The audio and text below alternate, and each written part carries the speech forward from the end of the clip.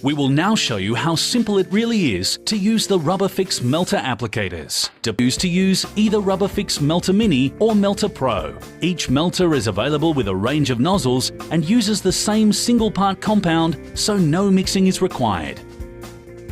Simply fill the melter applicators with the repair compound and allow to melt. If using Melter Mini, preheat before opening the lid of the chamber. Cut away any stray edges, buff back to a matte finish and wipe surface clean prior to applying the product. If repairing a hole, patch bottom of repair with suitable thickness tape prior to applying repair compound. Keep the nozzle in contact with the belt to transfer heat to the area required. Buff gently at a high speed so the join is flush with the belt. Repair compounds by RubbaFIX will cool and set in 30 minutes, allowing immediate return to service. The leftover product in the gun can cool and set ready for next.